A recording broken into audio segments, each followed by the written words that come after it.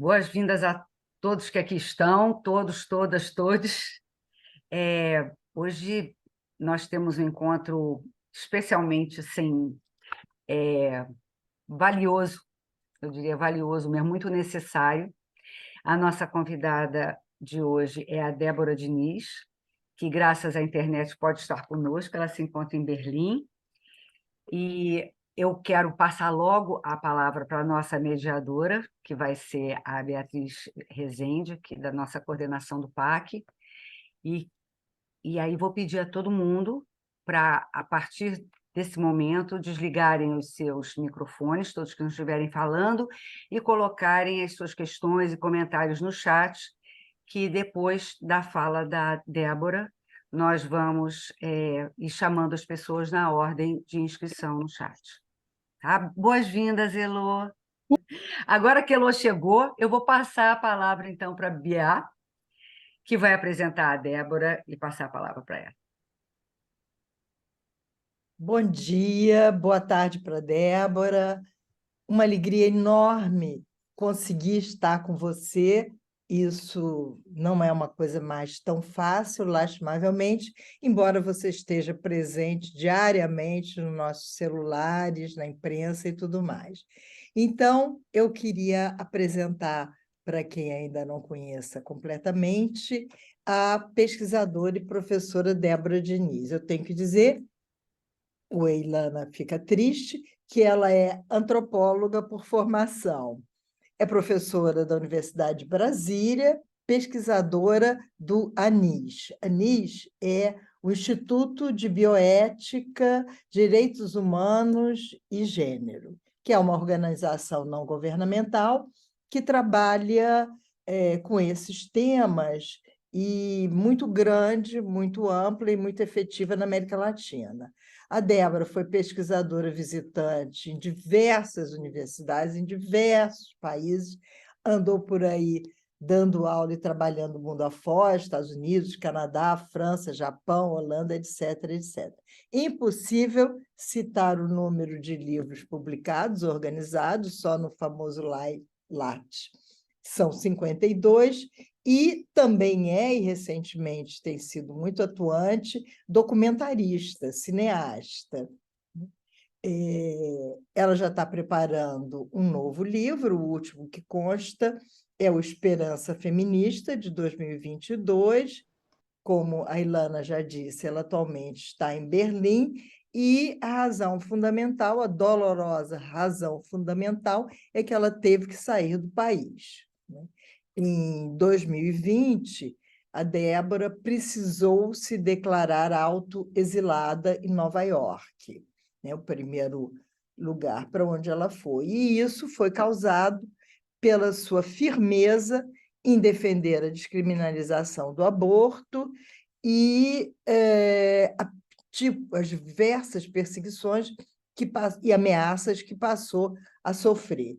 Em 2018, ela passou a ter que andar com escolta diante das ameaças. Está no programa de proteção, ativistas, e, nesse momento, tem atuado muito junto a nós todos, e especialmente junto aos jovens, às jovens, através do Instagram. O Instagram, muito importante, nós vemos sempre e sintonizada com todas as questões, e que é uma forma de se comunicar muito efetivamente, não é? E a gente gostaria de ouvi-la, lógico, principalmente sobre a questão do aborto, especialmente nesse momento, não é, Débora? Para nós isso é muito importante, porque o que me parece, na minha opinião, os juízes, a Rosa Weber e o Luiz Roberto Barroso, de alguma forma, jogaram a questão para a população, para a esfera pública, para a opinião pública, não é? Fazendo questão de sessão aberta e ouvir as pessoas. Então, nesse momento, nós nos vemos, Débora, muito instadas a trabalhar ao seu lado, a trabalhar ao lado dos juízes que vão discutir a questão, e todas nós, mulheres, de mãos dadas. E o título que você deu a essa comunicação de hoje, a essa fala, é muito importante, agradou todo mundo, as nossas jovens, muitas estão em aula nesse horário, o horário para os estudantes não é muito conveniente, mas gravamos exatamente por isso. E o título que ela deu à comunicação de hoje, que é mais do que isso, é também uma mostra de trabalhos e uma interpelação. Eu estou muito fascinada, Débora, e gostaria que você, inclusive, falasse, conversasse isso com a gente, com esse seu esforço em interpelar diariamente a todos nós. E ela vai falar da... Olha que bonito, hein? A familiaridade desconhecida, o aborto da mulher comum. Então, Débora, você pode começar. Agradecemos imensamente que você possa voltar logo, mas com segurança. Muito obrigada, Bea. Muito obrigada a todas vocês pelo convite ao programa Avançado de Cultura Contemporânea, da Universidade Federal do Rio de Janeiro, e esse espaço que se chama Pesquisa Avançada. Antes de eu contar um pouco o que eu pensei para a gente começar a conversa, eu talvez queria dizer 4 coisas a partir da sua apresentação, Bea. A primeira é sobre a minha formação em letras. Isso, se alguém quiser fazer uma pergunta depois, a gente conversa. Mas que esse foi sempre o meu lugar, e o meu lugar que parece que cada vez retorna mais. O Esperança Feminista ele foi escrito com uma teóloga católica feminista. Eu não sou uma mulher de fé, mas essa era uma tentativa de um encontro, de um diálogo, da possibilidade de feminismos mesmo no plural, que é a professora Ivone Gebara, e nós fizemos num formato de verbos. Então, não é um diálogo, é uma conjugação de verbos desde lugares diferentes do feminismo. As pessoas descrevem como essa categoria que você usou, autoexilada. Particularmente, eu fico com dificuldade de usá-la, mas as pessoas assim usam, então não estou fazendo nenhuma correção. É apenas que o exílio é uma categoria política tão fundamental na história das democracias e nas histórias dos regimes totalitários, que a minha provocação é dizer que o que eu vivi, e eu continuo vivendo, eu ainda continuo no sistema de proteção, ativistas em risco, e é um risco difuso, que eu também posso conversar se as pessoas tiverem perguntas, é como uma experiência de um desterro, é não poder estar na terra que eu queria estar, né? Era onde eu queria estar. Então, se o Instagram, as mídias sociais das quais eu não era, eu não participava dessas comunidades, eu entro nelas quando saí desta terra, né? Ela é como um canteiro de obras para mim, é onde todos os dias eu estou construindo alguma coisa, as pessoas estão me ajudando a construir algo. Então, ele é um espaço, para mim, de uma prática coletiva, de uma esperança, que não tem nada de otimismo, né? De uma construção de encontros, de uma construção de coletividade. Então, quando eu recebi o convite de vocês e toda a minha conversa com a Rô, pelo WhatsApp, eu queria aproveitar esse momento, que é um momento muito privilegiado para mim, para conversar sobre o que eu estou pensando como a introdução de um novo livro, que muito provavelmente vai se chamar O Aborto Comum, e ao mesmo tempo que eu estou trabalhando em um filme que se chama A Mulher Comum, né? Ou Uma Mulher Comum, que eu também posso contar a vocês, o filme já está bastante avançado, mas que esses dois, né, é vê-la e pensá-la. Mas a partir de onde? A partir de que lugar que nesses últimos muitos anos eu venho pensando, escrevendo, fazendo imagem sobre o aborto. Então, eu queria, era na verdade, usar essa comunidade para ver se faz sentido o que eu estou fazendo, porque ainda é hora de mudar, né? E eu deixar para as perguntas tudo que vocês quiserem saber factual. Como é que está a ação? O que está acontecendo? O que se espera? Eu não sei se isso é egoísta, mas foi isso que eu fiz. Pode ser? Eu espero usar uns 15 minutos do tempo de vocês e aí depois vocês podem fazer o que vocês quiserem comigo, tá? Então, eu vou compartilhar Eu espero que dê certo, porque eu tentei fazer coisas bastante sofisticadas de combinação de recursos aqui, tá? Então vamos lá. O conceito de familiaridade desconhecida, ele não é meu, ele é de Foucault. Em uma das últimas entrevistas dele, antes de morrer, uma das poucas entrevistas dele, sobre o que é o seu processo de escrever. E ele ia descrever, ele tentando explicar o que era isso de. Eu estou aqui abaixando para ver vocês. O que era isso de olhar de perto, de fazer o distanciamento, de olhar o detalhe. E ele se faz uma alegoria de como se ele fosse um míope, olhando de perto. Então, ele disse o que eu tento escrever, e é uma entrevista chamada, em espanhol, O Perigo que Seduz, e em português eu não encontrei a tradução, mas em francês é o Bom Perigo, né? É onde ele vai dizer que captar semelhante invisibilidade, o invisível do excessivamente visível, esse distanciamento do que resulta muito próximo, essa familiaridade desconhecida. Então, eu queria um pouco brincar, pensar esse conceito. Todas nós sabemos, conhecemos alguma mulher que já fez aborto. As minhas pesquisas em campos populacionais mostram que 1 em cada 7 mulheres no Brasil, aos 40 anos, já vai ter feito um aborto. 1 em cada 2 faz antes dos 19 anos. Eu posso dar todos os números para vocês, quando vocês quiserem saber. Ou seja, faz parte. As mulheres sabem como ajudar umas às outras a fazer um aborto, só que ela é desconhecida e feita desconhecida para a lei criminal e para a ordem religiosa. Então, é essa mulher ao mesmo tempo, uma de nós, nossas mães, nossas filhas, nossas irmãs, nós mesmas, mas feita desconhecida. É fantasiada como uma mulher desconhecida da mulher comum. Então, essa é a forma mais comum de fazer aborto no Brasil. Essa não é uma imagem da qual ela está associada à representação do aborto comum da mulher comum, que é tomando remédios. O primeiro aborto que eu acompanhei foi o de Tatiele Gomes, que é essa jovem mulher que vocês veem na tela. Isso foi há quase 20 anos. E eu não conhecia a sua história me chegou por telefone. Uma pessoa me liga, para quem tiver dúvida, já existia celular, tem quase 20 anos, mas existia celular.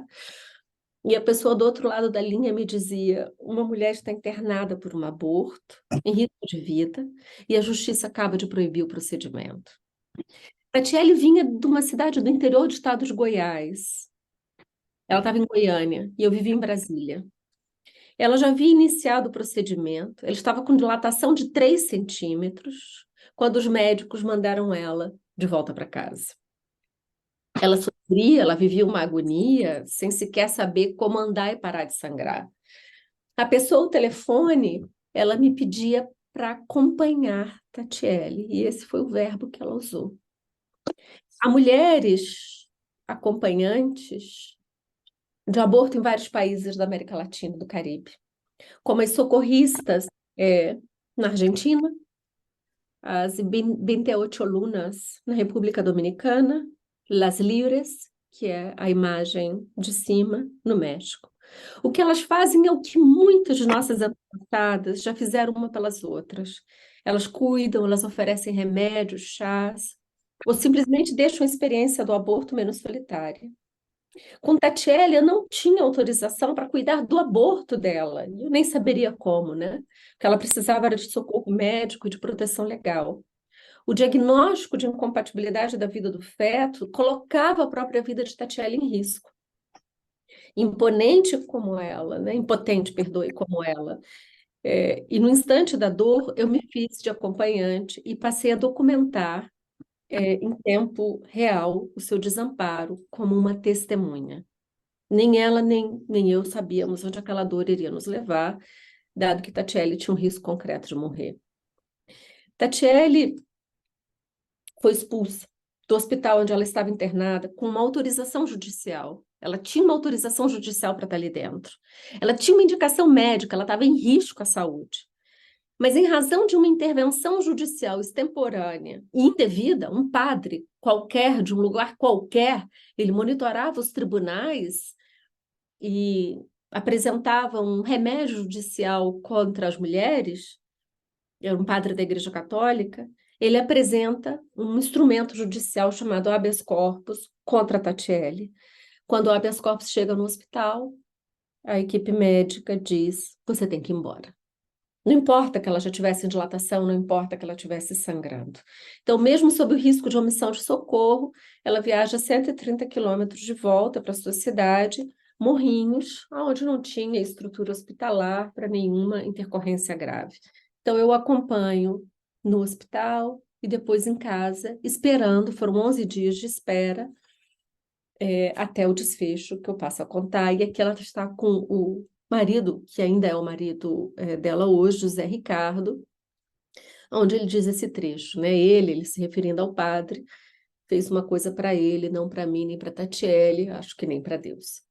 Quando eu cheguei ao Hospital Materno Infantil de Goiânia, em 16 de outubro de 2005, Tatiele me escutou sobre quem eu era, o que eu podia fazer, que era quase nada, mas testemunhar o que eu chamava de uma tortura e o que eu fui chamar nas cortes de tortura. Mas ocupar essa posição atrás das câmeras foi miserável. Eu estava filmando uma mulher sofrendo maus tratos. Eu estava filmando uma mulher resistindo uma tortura imposta em nome de uma fé alheia, com abuso do poder do Estado. Eu me posicionava como uma acompanhante que testemunhava algo muito injusto. A estética das imagens era do desespero.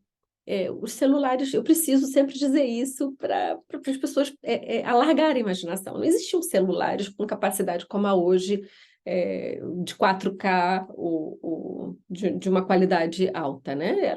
Era tudo muito precário e com alguém sofrendo intensamente. Então, não tem captação de som, não tem luz. Mas na solidão dessa dor, já em Morrinhos, aos 11 dias, Tatiele era a mulher comum brasileira, que em algum momento da vida faz um aborto. E ela faz um aborto porque ela precisa. Seja no caso dela, por razões de saúde, seja como muitas outras mulheres, porque a gravidez era um evento inesperado da vida. Quando eu fiz o filme Habeas Corpus, Tatiele tinha 19 anos. Hoje ela tem 38. É uma mulher negra, originária de uma região reminiscente de quilombolas, no Goiás. É trabalhadora de fábrica e ela cuida hoje de 2 filhos. Essa era a primeira gravidez. Se a estatística nacional mostra que a mulher comum que faz um aborto comum é como Tatiele, ela é jovem, ela é negra, ela depende da legalidade do Estado para fazer um aborto seguro, o vivido por Tatiele foi incomum. E por isso mesmo aponta para um dos efeitos mais perversos da criminalização. Tatiele realizou o procedimento já iniciado em Goiânia, lembra quando ela sai do hospital com a dilatação, mas ela termina, se eu posso chamar de uma maneira quase que perversa, espontaneamente, no hospital de Morrinhos. Ela deu luz a um feto que não sobreviveu, depois de 11 dias de agonia e de solidão. Tatiele, aqui são alguns números da Pesquisa Nacional do Aborto que eu posso falar para vocês. Mas essa é a cena da mulher, das pessoas que possam engravidar, mais comum do aborto no Brasil. É ela com os medicamentos. Tatiele foi como Severina, esse outro filme, que se chama Uma História Severina, que é uma mulher agricultora nordestina, cuja saga por hospitais e cortes também foi contada em documentário. E como Tatiele, elas não foram ao enterro dessa gravidez mantida como um dever, desse filho que não vive, mas que tem um enterro, que vai ter um atestado de óbito. Nenhuma delas sequer vai a esses momentos de ritual. Tatiele, ela entristeceu com esse excesso de dor. Ela teve raiva do padre, mesmo sendo uma mulher católica. O processo peregrinou, ela e José Ricardo decidiram ir à justiça. E nós, Nanis, quem fomos com ela, e as imagens foram usadas como elemento de prova sobre a tortura e os maus tratos vividos por Tatiele. Foram 12 anos de espera, aqui no lado direito, não sei se é o mesmo de vocês, é a decisão do Superior Tribunal de Justiça, em 2020, em que recorreu 12 anos de espera. Imaginem o que é 12 anos para Tatiele. O padre foi definitivamente responsabilizado e a pagar mais de 300 salários mínimos a Tatiele. O padre alega que ele não tem recursos, nós estamos em fase de execução. Essa foi uma das primeiras vezes em que eu tenho conhecimento de que imagens foram usadas para uma ação de aborto. Tatiele continua esperando. O filme Habeas Corpus, ele circulou, ele é usado em sala de aula, ele tem uma estética crua, ele tem uma estética típica dos filmes de direitos humanos, como feitos numa trincheira de guerra, né? Ele é feito para provar. Tatiele espera. Quando a decisão da corte é feita, a família entra num rebuliço, acreditando, bem, nós agora alguma coisa vai ter que sair desse sofrimento que era a indenização financeira. Nem o padre, nem a Confederação Nacional dos Bispos do Brasil honra com a sentença. Então é feito um fundo público de pessoas comuns que doam a Tatiele como em antecipação ao que ela possa vir um dia a receber, que se chama Fundo Vivas. O Fundo Vivas dá origem ao Projeto Vivas, que é a primeira rede não clandestina, legal, de acompanhamento de mulheres no Brasil. Então, eu escutei desde Tatiele muitas histórias sobre aborto. E se eu não pude acompanhar para cuidar, eu tomei para mim a responsabilidade de acompanhar para testemunhar. E é desse lugar de acompanhante e testemunha que construí esse livro. O trabalho de acompanhante foi cultivado no encontro com cada mulher. Aqui está a Rebeca, aqui está por trás de Rose. Rebeca foi a primeira mulher a ir e colocar a sua história pública em 2018, a ir para a Colômbia em busca de um aborto legal. Ela peticiona a Suprema Corte para ter acesso a um direito ao aborto legal no Brasil. Ela tem 2 filhos e numa troca de métodos ela engravidou. Rose já foi uma mulher que foi à Argentina esse ano, acompanhada por Rebeca, no Projeto Vivas. Rose tem um filho, as 2 são mulheres negras, mulheres jovens, mulheres ainda estudando, mulheres que são mães, mulheres que sabem o que é a maternidade. Essas são as mulheres comuns. Olhar para elas e imaginar a mulher comum. Mas se o trabalho, então, de acompanhante, ele foi feito e cultivado no encontro com cada mulher, foi na experiência etnográfica de filmar ou de fotografar que eu comecei a me compreender como uma testemunha dessa familiaridade desconhecida que é o aborto no Brasil. Se o aborto é um evento comum, a mulher comum, ele é feito estranho às normas legais, às normas religiosas. Se no meu trabalho de testemunho eu busquei circular novas formas de sentir, olhar, pensar a realidade do aborto, desde o vivido pelas mulheres, eu aprendi que o trabalho de testemunha se transmite como um gesto de responsabilidade ética. Ao circularmos a imagem, a palavra, entrelaçamo-nos, como diz Judith Butler, uma na vida das outras. É certo que eu tomo para mim a posição de... Esperem. A posição de acompanhante e testemunho com giros muito próprios. Eu não ajudo mulheres a fazerem aborto. Eu não ofereço medicamentos ou indico clínicas clandestinas. O meu acompanhamento é o do entrelaçamento biográfico. Eu sou uma escutadeira, né? Esse exercício desse verbo que está no livro com Ivone Gebara, das experiências de aborto. E os relatos são a matéria do meu testemunho, seja como documentarista ou pesquisadora.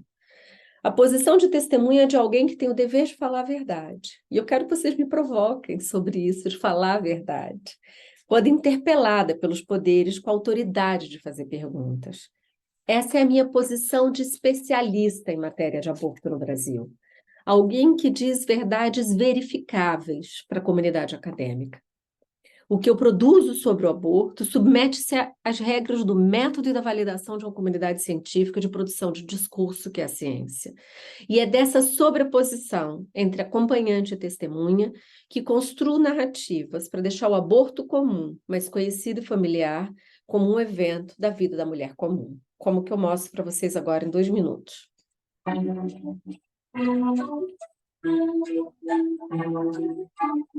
Tenho uma história para contar da época que eu era adolescente, eu tinha 17 anos. Eu sou uma mulher comum, sou uma mãe, sou avó. Essa é uma história desimportante, da qual eu não falaria, não fosse o fato dela não ser a história de todas as mulheres desse país. Ao descer da maca, ela não teve a sensibilidade de tirar a comadre, que estava uma poça de sangue aos meus pés. Quando eu vi aquilo, eu desmaiei. A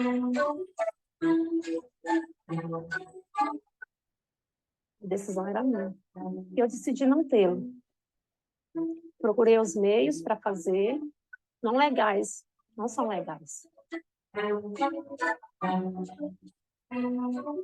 Não era a hora, eu estava estudando medicina, estava no meu segundo ano de medicina, estava fazendo estágio, enfim, estudando demais, não podia parar naquele momento lá. Você vai vivendo a pressão e quando tem o período expulsivo, você fala, ok, não aconteceu nada, tá tudo bem comigo, vou descansar.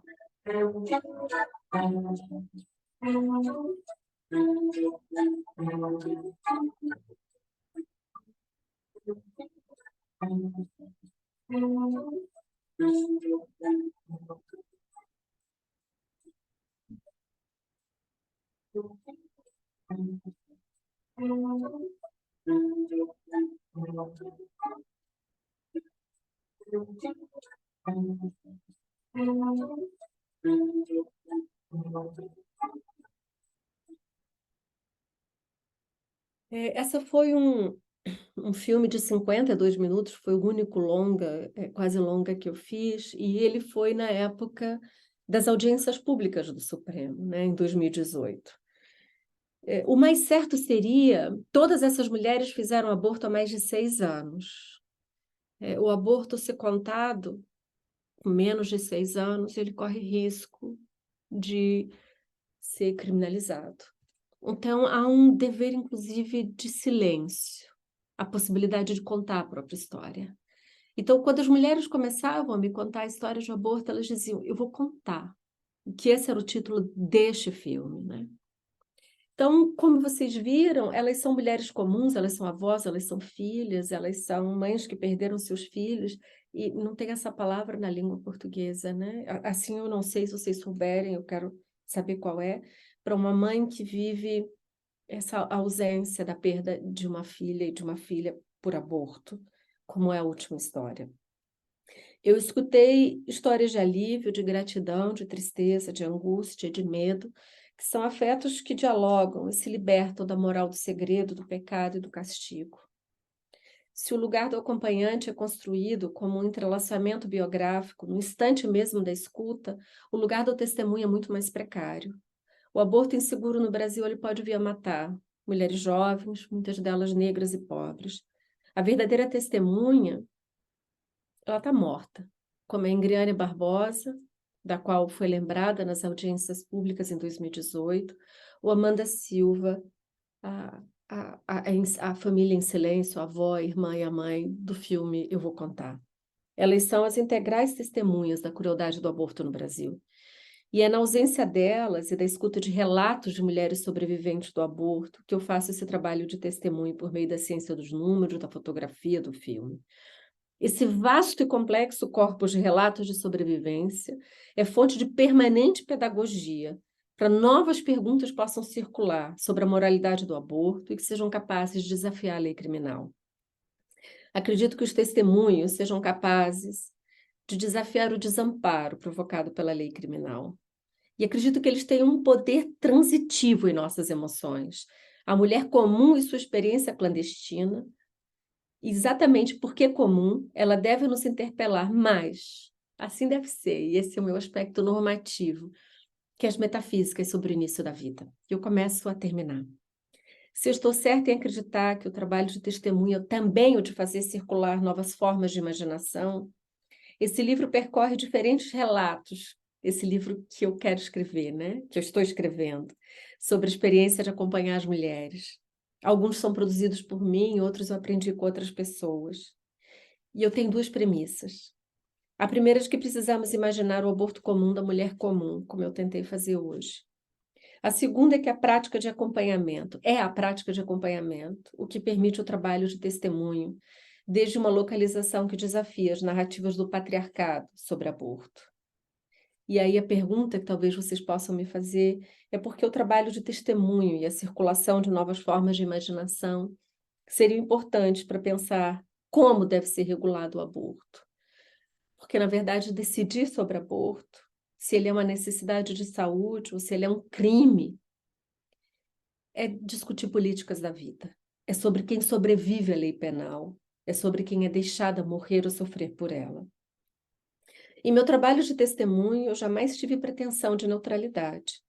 A minha ambição é pela confiabilidade, tanto das mulheres com quem construí vínculos, quanto das pessoas que pensam diferente de mim sobre a descriminalização do aborto. A minha posição de que o aborto deve ser regulado por políticas de saúde, jamais criminalizado, ela é conhecida de qualquer pessoa antes de eu chegar. No entanto, há uma diferença entre, como Didi Huberman já disse, entre tomar posição e tomar partido. É um gesto de honestidade e respeito a quem lê, a quem me escuta, saber a minha posição, o que não deve inviabilizar, invalidar a confiabilidade dos meus argumentos e relatos. A questão do aborto, ela não é para tomar partido. O vivido por Tachieli nos mostra a gravidade de suas consequências. E eu espero demonstrar quanto perguntas binárias de tomada de partido, por exemplo, ser contra ou a favor, elas são equivocadas. A conversa sobre o aborto exige falar a verdade. E falar a verdade é colocar-se disponível ao escrutínio público sobre o que é dito e os seus fundamentos. Então, há um senso de dever em estar aqui hoje. E me sinto como um dever urgente. Essa é a cena da audiência pública. Algumas pessoas vão dizer que foi por causa dessa audiência pública que tudo me aconteceu. Não, não foi. O horror já estava instalado, era um radar que vai parar em quem cruzar o caminho dos odiosos em algum momento. Mas esse é um momento em que o poder com direito de criminalizar ou descriminalizar interpela, como diz Bea, o que você sabe sobre isso? E me diga o que você sabe com o Estatuto de Verdade. Algumas das pessoas que participaram dessa audiência pública são hoje vítimas de judicialização sobre verdade ou inverdade do que teriam dito. Então, há uma disputa sobre verdade e sobre os seus fundamentos sobre como falar.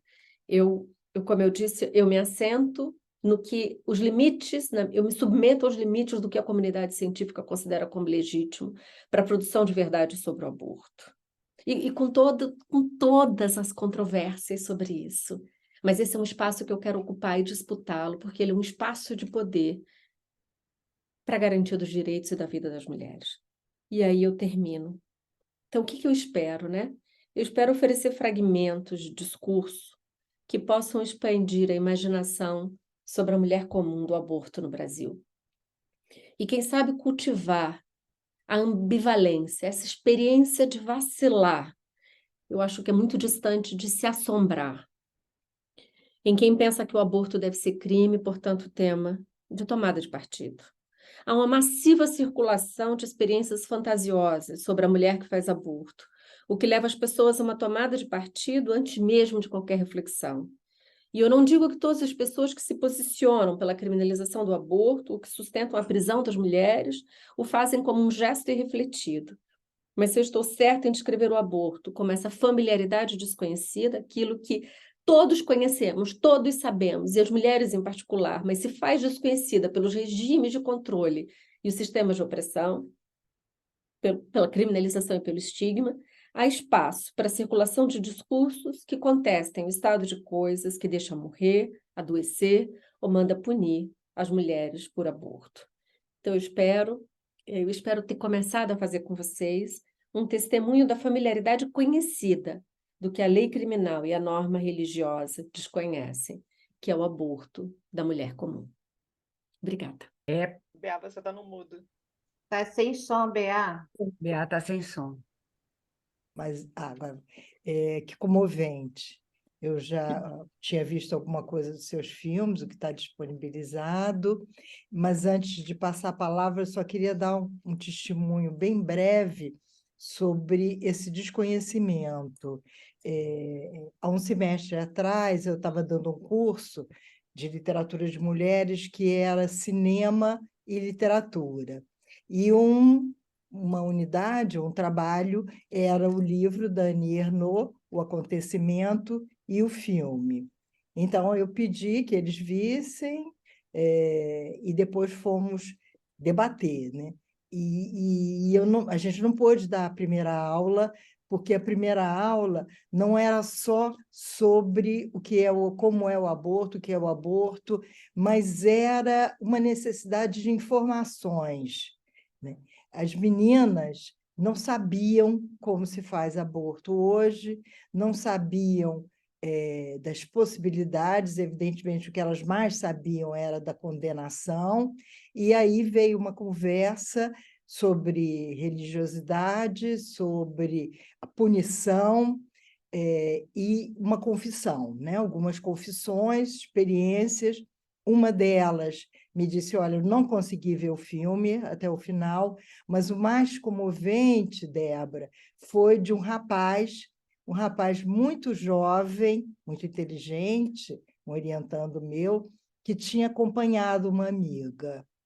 Então, ele começava falando sobre aquela experiência que ele nunca teria, porque era um homem, um rapaz, e do que foi esse acompanhamento. E, na verdade, esse rapaz foi quem mais informou, quem mais passou a emoção dessa necessidade do aborto e do medo e da dureza de tudo isso, e da extrema convicção, e de como aquela menina não tinha tido nenhuma outra que a acompanhasse, nem familiar, nem ninguém, e aí pediu para esse rapaz. Então, isso me comoveu muito, eu acho que é uma chave, inclusive uma chave nova, e é muito importante o trabalho que você está fazendo, muito mais. Quer dizer, eu estava diante de uma turma de pós-graduandos, era uma turma de pós-graduação, onde algumas já tinham passado pela experiência, diziam que se acontecesse com elas,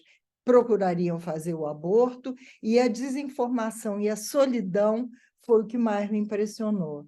Então, eu queria, né, para começar, Débora, e depois, enquanto chegam as perguntas, eu queria que você falasse um pouco mais, porque essa figura do padre, essa figura odienta, é muito forte.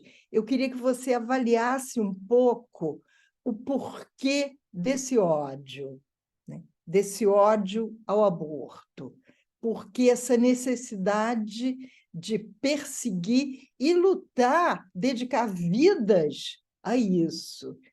Isso me intriga. Quer dizer, não é apenas a condenação religiosa ou algo assim. É uma raiva, né? É alguma coisa que mexe com as pessoas e se acham que tem que fazer essa cruzada que vai, inclusive, à perseguição por quem defende essas mulheres como você. Bé, muito obrigada, e obrigada pelo que você contou. Teve um tempo em que eu responderia essa pergunta, o que eu vou responder agora, mas eu vou eu mesma me refazer.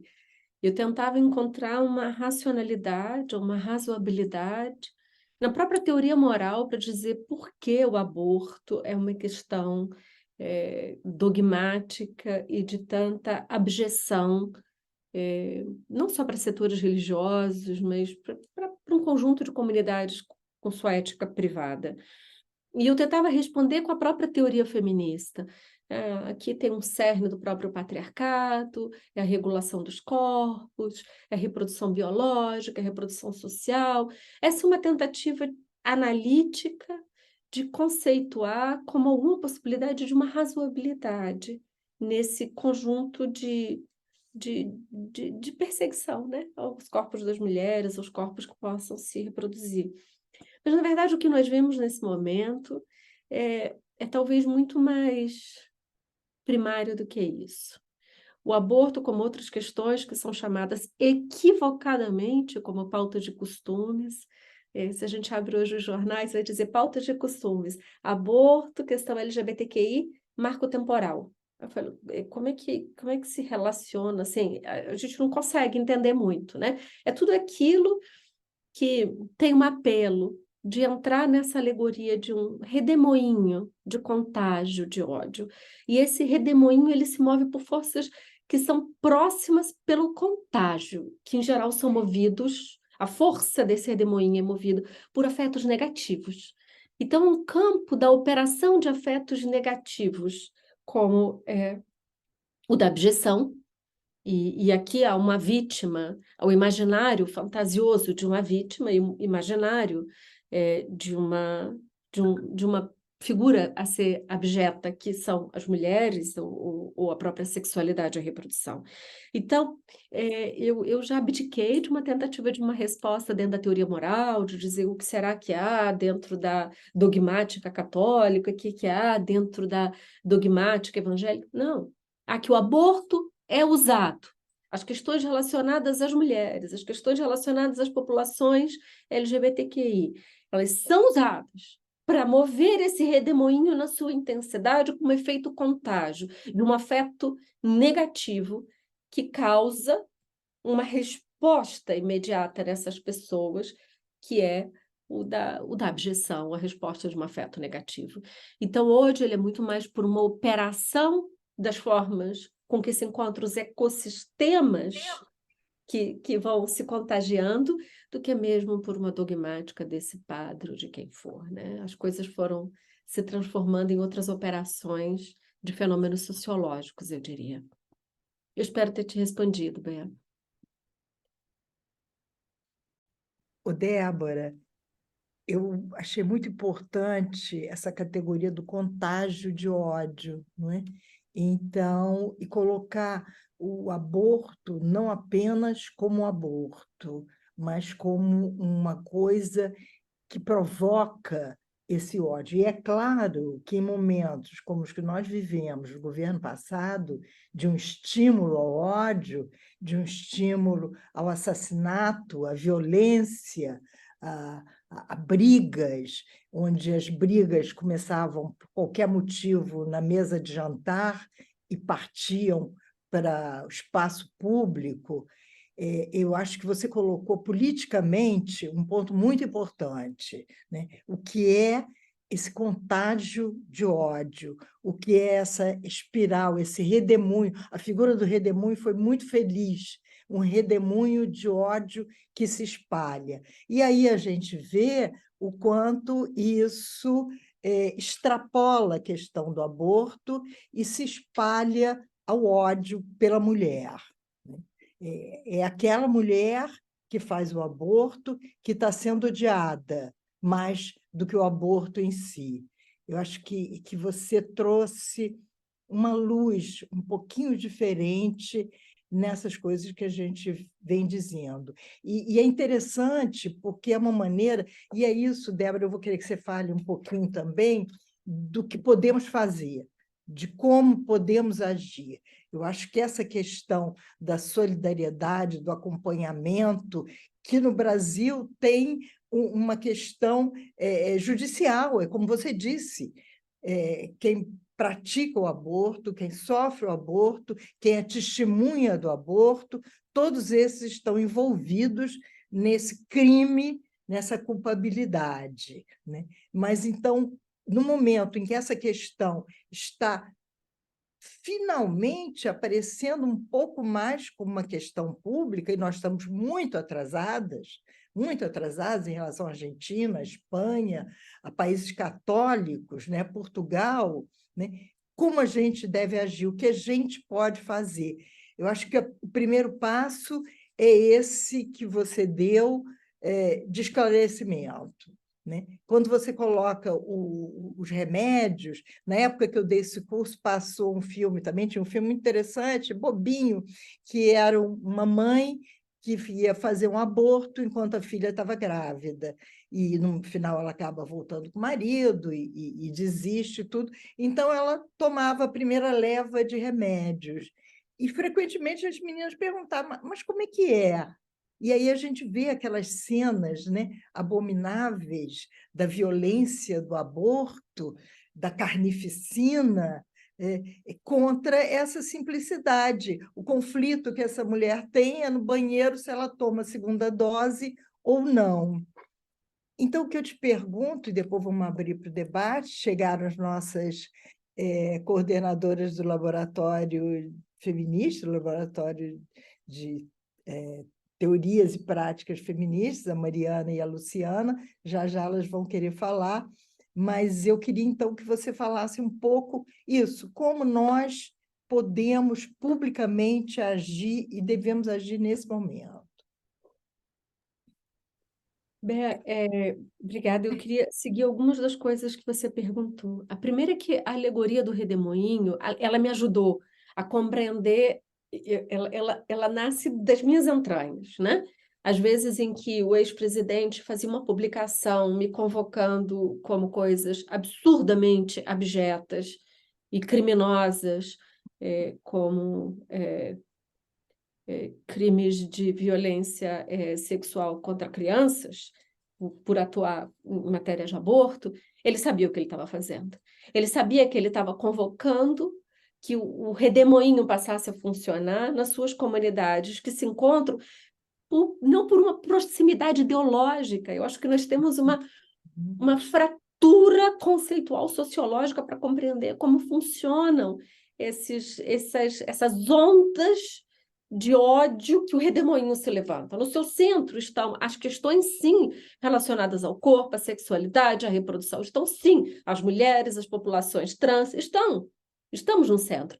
Agora, o que move? O que faz uma comunidade que defende armas se aproximar de operadores da segurança pública, de masculinistas, de grupos religiosos? É um efeito de um contágio, de uma questão que vai, entre eles, provocar uma tomada de palavra sobre um determinado horror.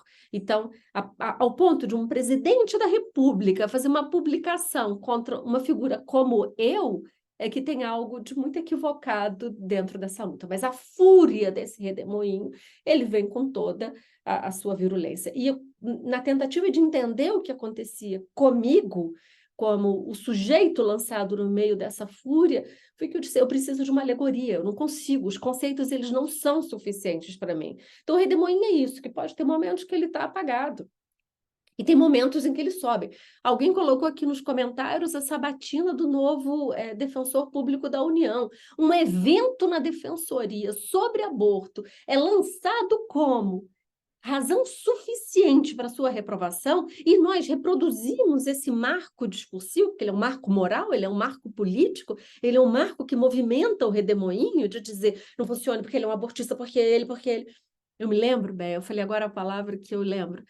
Há 20 e poucos anos, esse mesmo padre desse filme, ele me vestia de coisas hediondas e me chamava de coisas horríveis, e me chamava de abortista. E eu abri uma ação judicial contra ele por uma disputa linguística.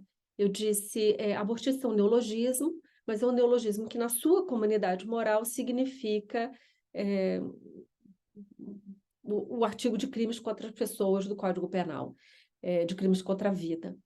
E eu quero que não ser convocada por essa palavra, eu quero um pedido de desculpas e eu quero os bancos da sua igreja.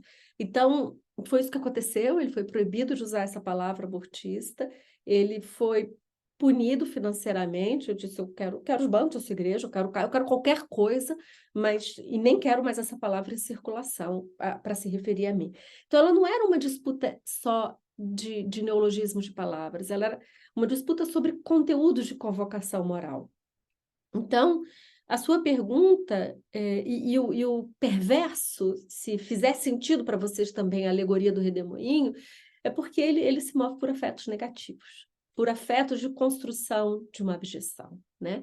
Entre eles, afetos negativos contra o outro, mas entre eles há o afeto de salvar, do heroísmo. E essa é a ambiguidade que do outro lado nós temos dificuldade de compreender. Não é só o ressentimento que move os homens que vão ameaçar as mulheres de morte. Eles têm uma ideia salvacionista, eles têm uma ideia de missão. Então, como você bem disse, o imagético sobre o aborto, as imagens que circulam, é da hediondez. Ela é suja, ela é sofrida, ela tem uma catarse de dor. E eu não estou aqui dizendo que o aborto é uma experiência feliz para as mulheres. Pode até ser. Eu já escutei de mulheres dizendo, eu estou feliz porque eu realizei o que eu tinha que fazer. E nós ouvimos muitas pessoas dizendo, nenhuma mulher fica feliz por fazer aborto. Eu não sei. As mulheres, elas... A ciência sistemática sobre aborto, e eu sei que eu estou na letras, vocês podem me disputar o quanto quiserem quando eu uso a palavra ciência, e eu vou continuar usando porque é um espaço de poder que eu quero ocupar e quero disputá-lo. Eles não usam o poder do castigo, do inferno e de Deus, eu vou usar o da ciência, e vou ser disputada nos métodos da ciência para a produção de verdade. Todos os estudos sistemáticos sobre ciência dizem que as mulheres sentem alívio ao fazerem aborto. Essa é a categoria êmica das mulheres, não é nenhuma outra. Não é culpa, não é pecado, não é depressão, não há nenhum estudo do campo psique que diga que uma mulher sofre ou que uma mulher tem um quadro depressivo por ter feito aborto. Se ela entristece, é pela criminalização, é pelo estigma, é por estar escondida, por atravessar a fronteira entre a lei e o crime. É isso que faz as mulheres sofrerem.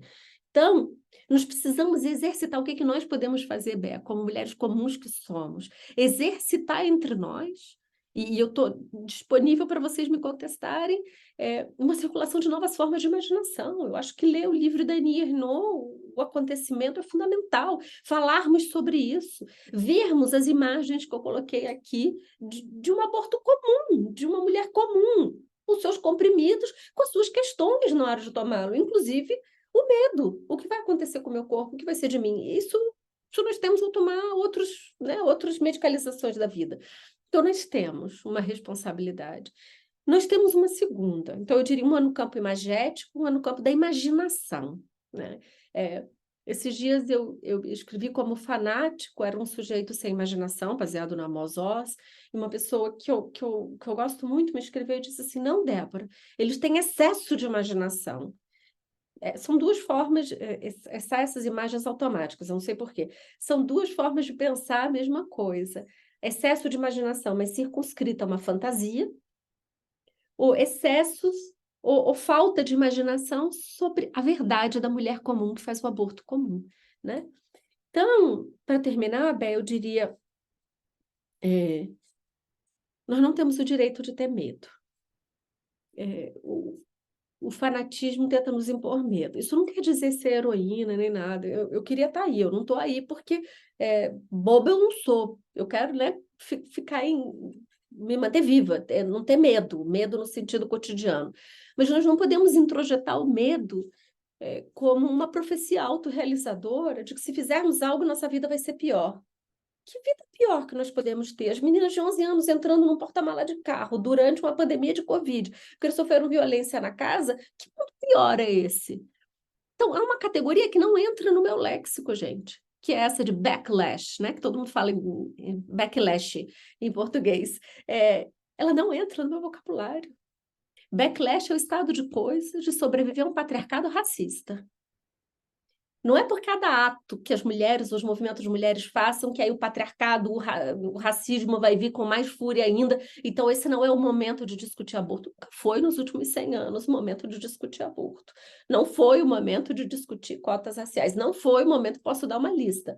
Então, acreditar que o castigo vai vir a galope se nós fizermos algo, já está aí. Um Congresso Nacional tentando rever união civil entre pessoas do mesmo sexo, cotas. Então, a mim não funciona. Só se usa backlash contra as lutas por ampliação de direitos.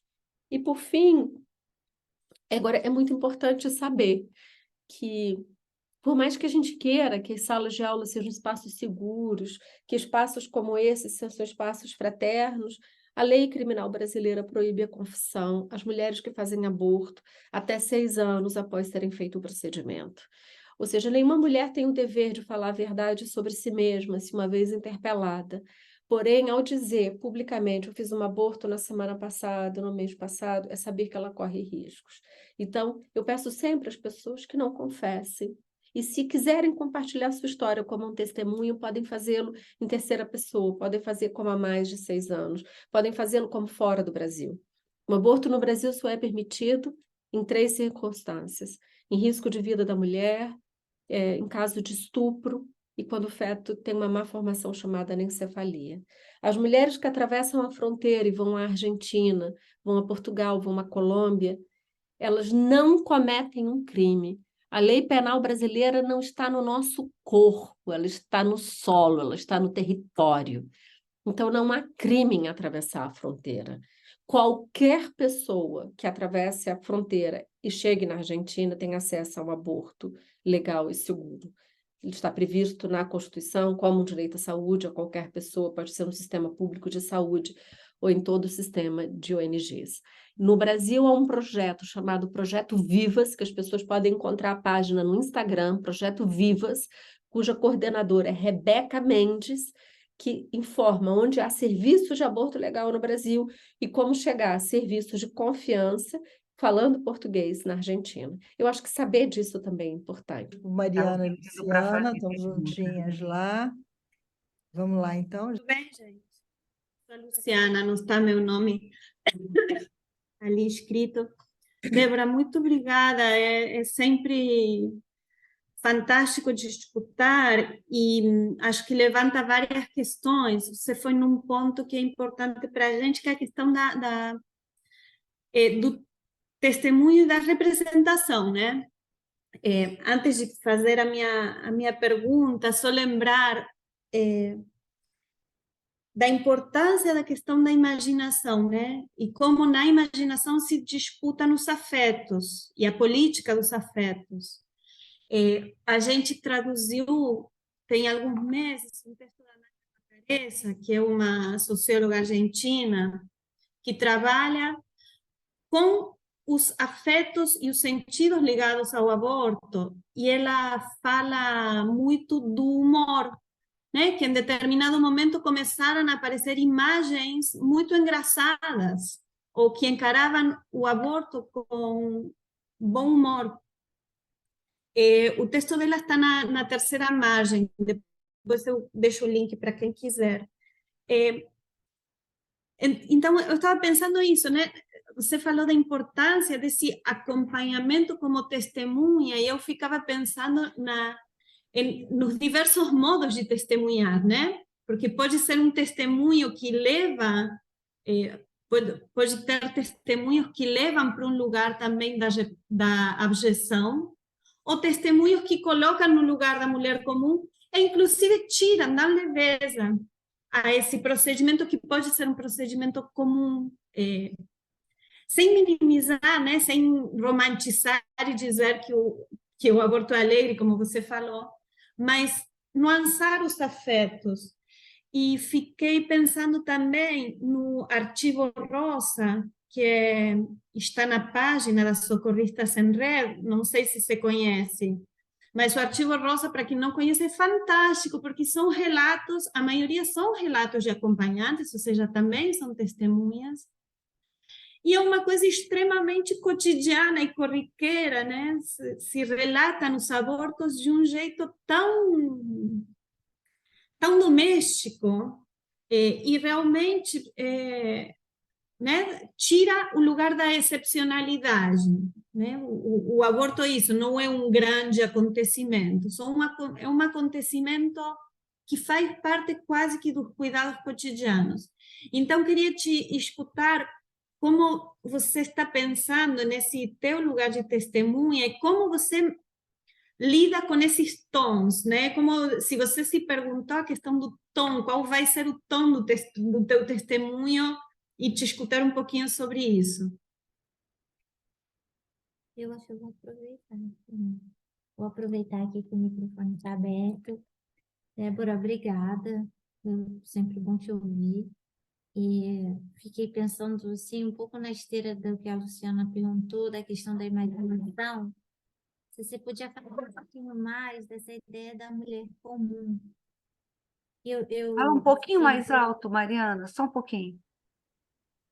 Para pensar um pouquinho mais, se você puder contar um pouco mais como que chegou nessa definição da mulher comum, que se tem alguma coisa, né, que de uma estratégia para disputar justamente essa imaginação conservadora, se essa ideia do comum é algum tipo de tentativa de diálogo com uma camada conservadora não fanática, que de alguma maneira iria criar empatia por esse imaginário dessa mulher que está próxima. Se você acha que, como é que você acha que esse grupo de mulheres conservadoras recebe esses testemunhos das mulheres comuns, se isso de fato tem afetado ou se está cada vez mais difícil criar qualquer tipo de diálogo e de negociação? Era isso, obrigada de novo. Eu agradeço muito as duas perguntas, na verdade. Eu queria primeiro começar concordando com você que o testemunho é uma categoria problemática, né? Todo testemunho que não é o da vítima que morreu, e quem diz isso é o Primo Levi, ao falar sobre o testemunho, ele é um testemunho precário. Então, o meu lugar é sempre um lugar precário. Agora, o que me diferencia para uma médica? Uma das histórias que eu vou contar no livro, em 2017, eu recebo um telefonema de uma mulher que tinha sido acabada de ser algemada a uma maca de um hospital pela médica. O julgamento do caso dela aconteceu há um mês atrás, eu publiquei inclusive no Instagram, em que ela foi absolvida, mas isso a gente está falando de 6 anos de espera, né? Ela sofreu um aborto espontâneo e, ao chegar no hospital, a médica testemunha contra ela, dizendo que você fez um aborto. Essa médica é uma testemunha. Inclusive, nos termos legais da interpelação, como eu digo, dos poderes, que é, me fale a verdade. E ela diz, ela induziu o aborto. E o testemunho dessa médica agora foi invalidado e ela vai ser chamada à sua responsabilização sobre um testemunho não possível de ser feito, senão pelo que eu acredito, Mariana, né, que possa ser a minha tentativa de te responder, mas é uma tentativa. O que diferencia esses dois testemunhos? O testemunho hegemônico sobre o aborto é de pessoas como essa, das médicas à beira de leito, dos médicos à beira de leito, dos padres no confessionário, do delegado na delegacia. Eu tento construir um testemunho sobre a mulher e com a mulher. Então, esse é um texto clássico dos estudos críticos sobre falar com. Há muitos desafios no processo de falar com. Eu começo a fazer filmes na minha história por essa tentativa metodológica de compartilhar o que eu fazia. Porque a ciência dos números, das tabelas, que eu vou responder da mulher comum, da magnitude, não me permitia falar com Severina, uma agricultora analfabeta do interior de Pernambuco. A imagem me permitia falar com ela, inclusive ela sentar comigo e tomar decisões sobre como ela queria aquela história ao final.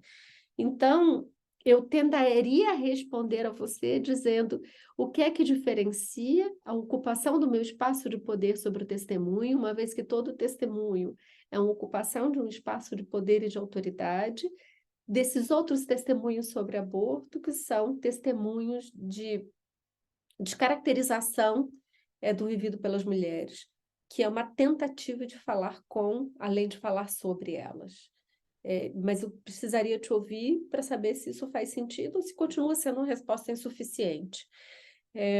Sim, a mulher comum foi um enquadramento. Ele foi um enquadramento, eu acho que a Mariana é agora. Foi um enquadramento...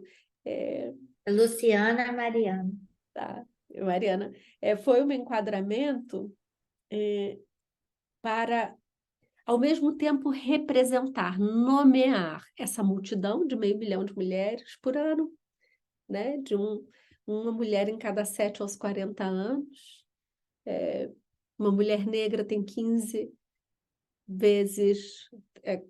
para cada 10 mulheres brancas, 15 mulheres negras já vão ter feito aborto no Brasil. Então, como dizer que a mulher comum é uma mulher jovem, negra, em que em algum momento da vida fez aborto? Era como olhar para os números e dizer como eu nomeio isso, como eu vou nomear. No filme, é ela mesma que se apresenta a nós, é Tatiele, ela está ali. E na estatística, a biopolítica que ela faz é nos deixar cínicos, né? Morreu 500 mil pessoas no Covid, morreu. O Brasil foi o país do mundo que mais matou mulheres grávidas. Ela permite o cinismo da distância. Toda a narrativa biopolítica sobre populações, ela permite o cinismo da distância. Então, a tentativa de nomear essa multidão de mulheres como uma mulher comum é uma tentativa de aproximar para casa, para a família, para uma de nós, para uma dos nossos amores. Agora, se isso permite uma conversa melhor com as pessoas que não querem ouvir esse tipo de narrativa, quando eu fiz a primeira edição da Pesquisa Nacional do Aborto, eu tinha certeza que sim, que alguém que ouvisse 500 mil de mulheres por ano, uma em cada 7, ia fazer assim. Ia fazer o jogo da racionalidade de que... mas não. Nada... Não é um jogo racional, é muito mais um jogo de insistência, e por isso que talvez eu agora tenha aterrissado nesse lugar que eu não sei bem explicar nem o que é, da imaginação. Às vezes as pessoas se tocam muito mais pelos meus filmes, pelas fotografias, com todos os limites estéticos que eu tenho fazendo isso, do que esse monte de número, do que esse monte de... Então... Mas eu não vou deixar de tentar. E esse é um espaço de poder que não dá para abdicar, né? Então, respondendo objetivamente a você, nós precisamos dos números para poder imaginar a mulher. Nós precisamos dos números para poder imaginar a mulher comum. Então, é quase que um tropo para a imaginação, mas ele não é sozinho capaz de fazer a transformação que a gente... Professora Débora, muito obrigada. Queria parabenizar o PAC, na verdade, por essa iniciativa. Acho que o momento não podia ser mais oportuno. Essa pauta está fervendo no Brasil e a gente é danado, a sociedade brasileira é danada para botar água nas nossas fervuras. Então, que bom que academicamente a gente pode, não que aqui seja um espaço seguro, mas que a gente possa discutir entre nós algumas questões que até para nós são silenciadas, né? Eu acho que a vinda da Débora deixa a gente confortável para a BA poder dividir como que ela, através de disputa de imaginação, consegue levar para os seus alunos um tema que é tão importante para a gente discutir. E aí eu acho, a Bea falou aqui no início, né, o que mais que a gente pode fazer? Eu acho que essa iniciativa, ela é uma iniciativa muito importante porque esse debate é muito inglório, né? Ele é muito difícil, ele é difícil para as mulheres, ele é difícil para a sociedade, porque ele fala de um lugar onde a nossa imaginação está absolutamente colonizada, que é um lugar do feio, que é um lugar da culpa, é uma tragédia o que acontece, né? Então, no nosso imaginário colonizado. Então, a gente poder disputar academicamente isso é um compromisso ético, profissional que a gente pode ter e estabelecer para dizer não é bem isso, ou não é só isso. Esse ideário e esse imaginário colonizado que a gente tem e carrega, quando fala dos abortamentos, ele falseia a realidade.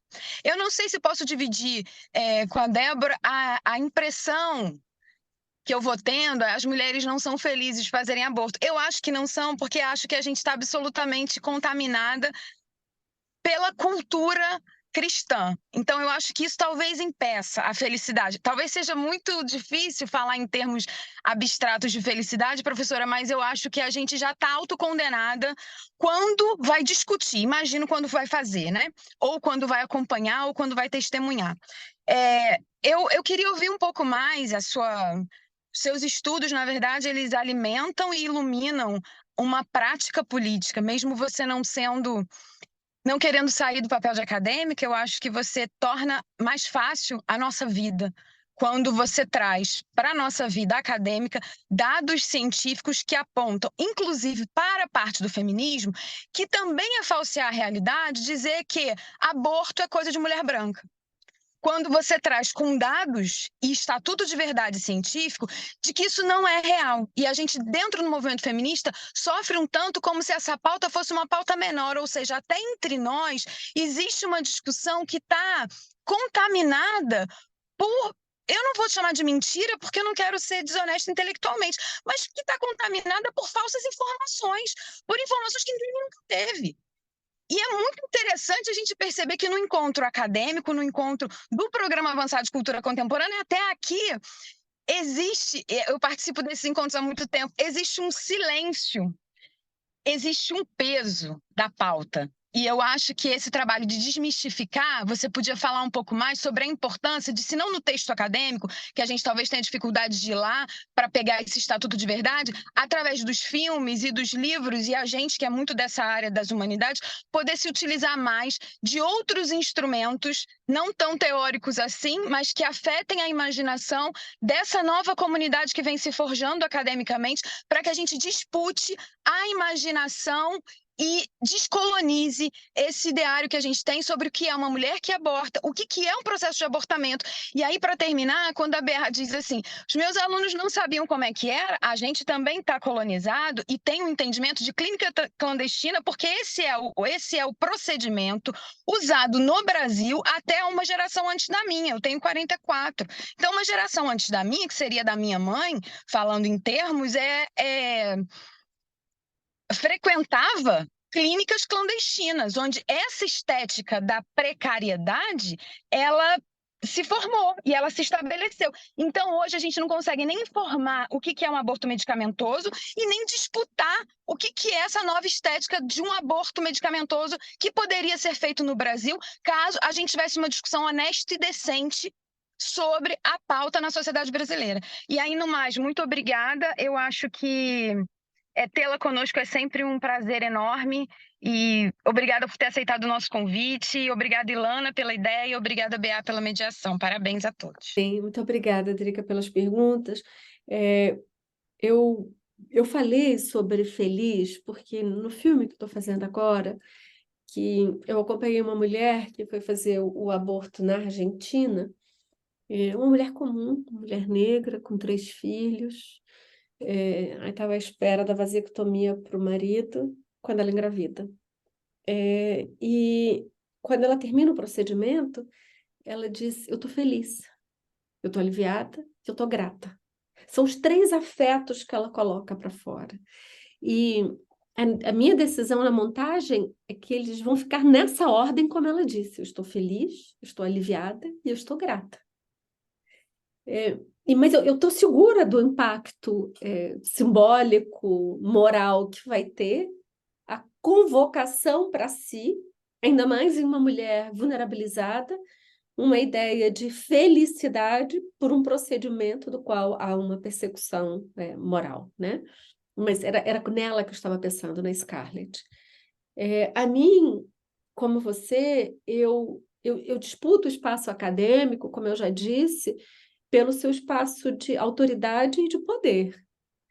Mas eu cada vez ocupo igualmente, com o uso do tempo e de esforço e de aprendizado, o que eu chamo meu canteiro de obras, como disse Brecht sobre o seu diário durante a guerra, essa palavra é dele, quando ele fazia um diário, para mim é o Instagram, já foi o Twitter durante muito tempo, quando ele passa a ser esse espaço sem lei, eu não volto ali, de todos os dias dizer, eu estou aqui e me lançar a essa conversa como um espaço, se eu posso dizer, com todos os seus limites, de uma educação comunitária, de uma conversa comunitária, né? Então é ali. Então, e eu acho que esse é um espaço que nós, que estamos aqui, temos que habitar. É o espaço do nosso tempo. como foi também novas formas de escritura, sabe, Drica? Quando eu fui fazer o Esperança Feminista com a Ivone Jabara, nós escrevemos o livro quase que no formato de crônicas. Era uma escritura da qual eu nunca havia experimentado. Era uma escritura da qual exigia novos formatos de navegar com esses limites que eu chamo da vida acadêmica e com as possibilidades discursivas, das quais eram novas para mim. Então, eu acho que o tema do aborto, algumas pessoas me perguntam, mas como? Você faz filme? Eu digo que eu tiro retrato, né? É que os limites do como, eles têm que ser ultrapassados por nós o tempo inteiro.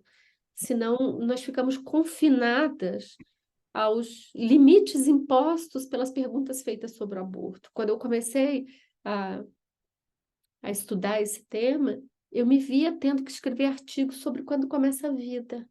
Essa é uma falsa pergunta. Essa pergunta não é feita pelas mulheres. Essa pergunta não me interessa. A pergunta que interessa às mulheres é: eu não quero ser presa, eu quero viver, eu não quero morrer, eu quero cuidar dos meus filhos. Mas eu passei muitos anos respondendo a pergunta colonizada pelo patriarcado. Em geral, as pessoas vão me chamar para conversas como essa e vai ter um debatedor do outro lado, assim, no masculino. Eu não vou mais em conversas em que o tema do aborto é colocado dentro do binarismo de contra ou a favor. Eu não estou aqui para fazer tese a favor, eu estou aqui a fazer uma tomada de posição de que o aborto não pode ser criminalizado, porque é uma necessidade de saúde. Eu não estou para tomar partido.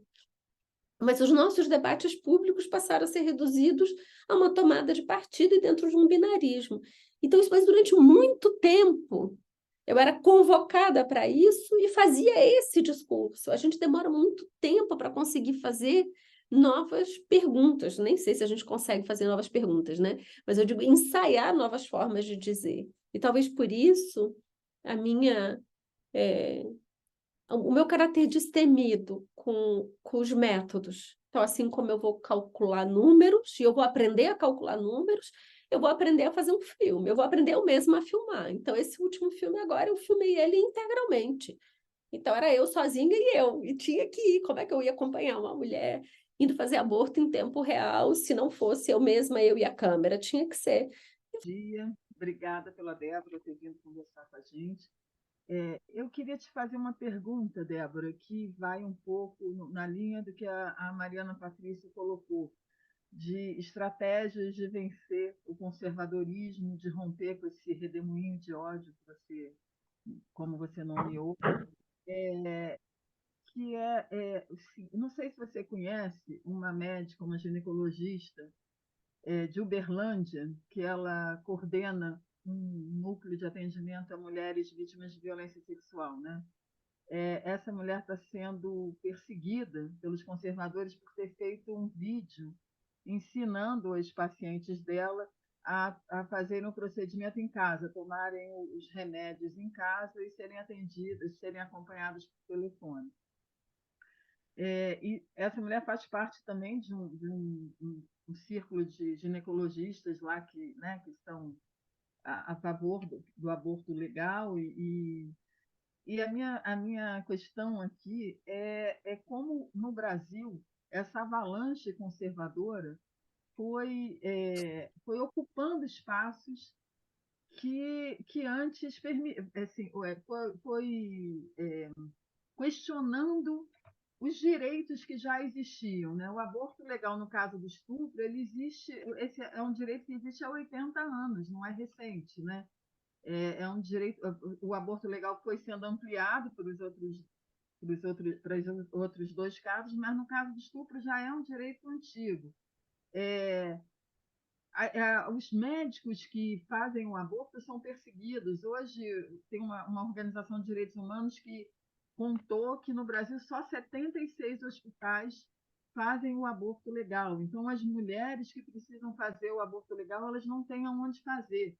Não é só no caso das mulheres. O urologista do meu marido contou para ele que os urologistas não querem mais fazer vasectomia porque eles estão sendo questionados na justiça pelas vasectomias. Então, assim, os urologistas estão com medo de fazer vasectomia e serem processados.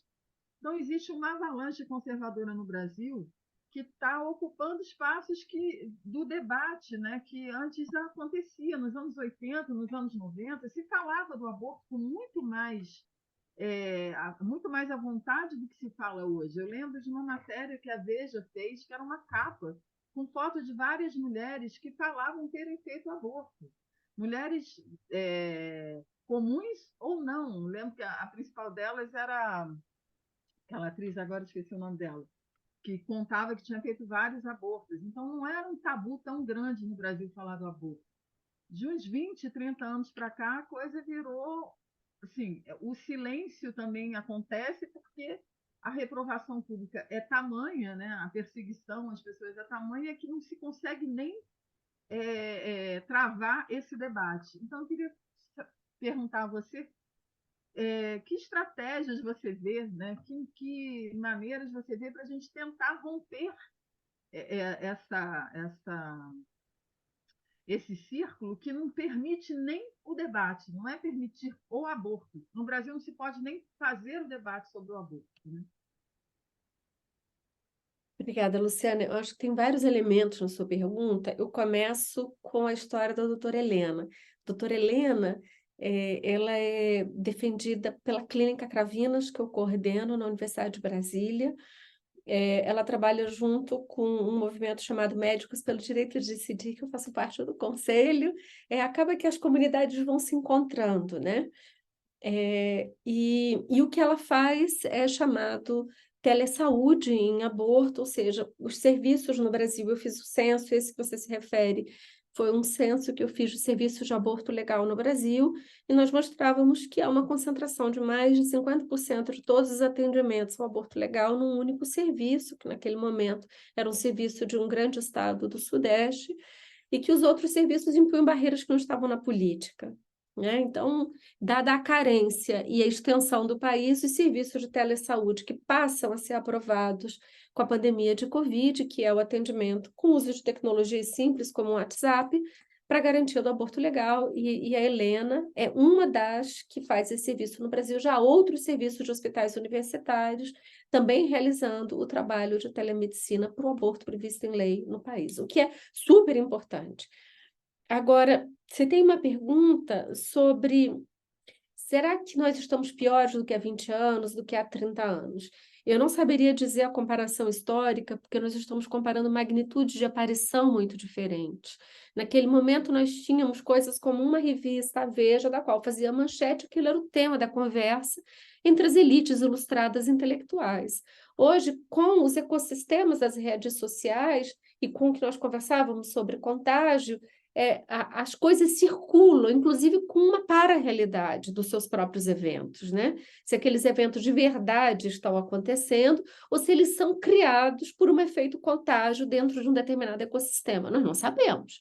Acompanhar hoje os eventos de conflitos, de guerras, é muito difícil sobre o acesso ao que de verdade, como estão acontecendo, por esses mecanismos de para-realidade da imagem. Mas o que há, e que eu seguiria você, são disputas sobre políticas de aparição em relação ao aborto, de 30 anos atrás e para agora.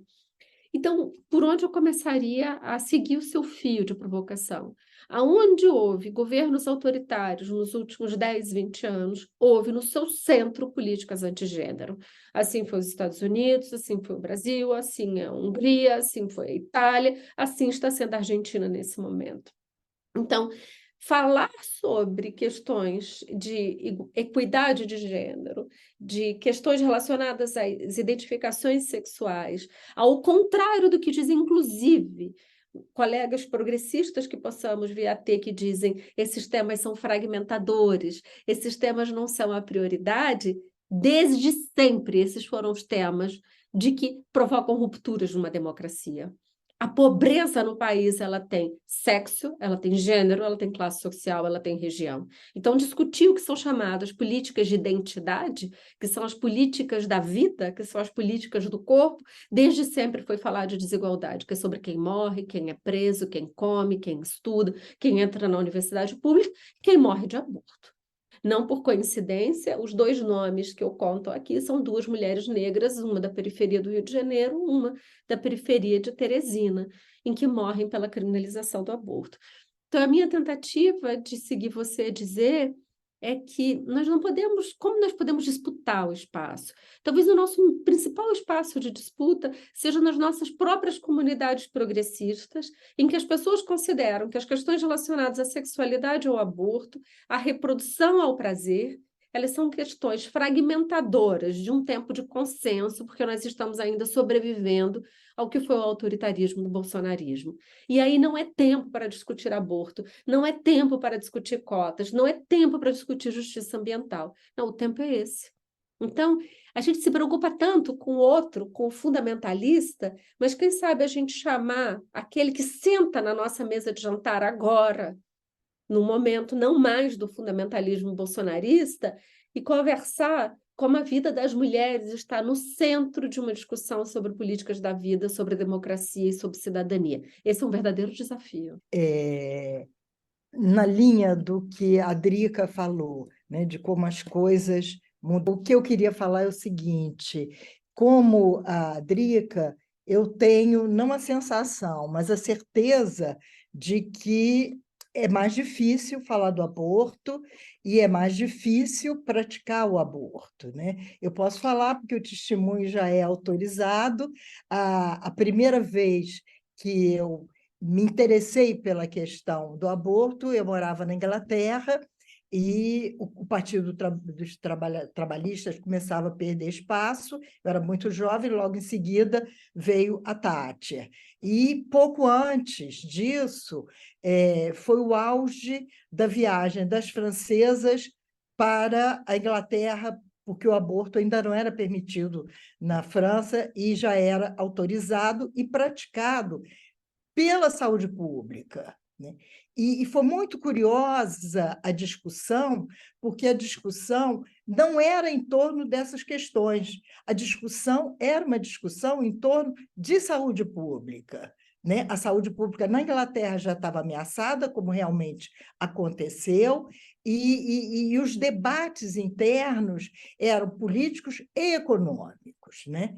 Eu voltei para o Brasil, passei pela França, passei pela Inglaterra, voltei para o Brasil, me casei, tive 2 filhas. Depois das 2 filhas, foi quando eu fiz o meu primeiro aborto, né? E eu era casada com um médico e que me acompanhou.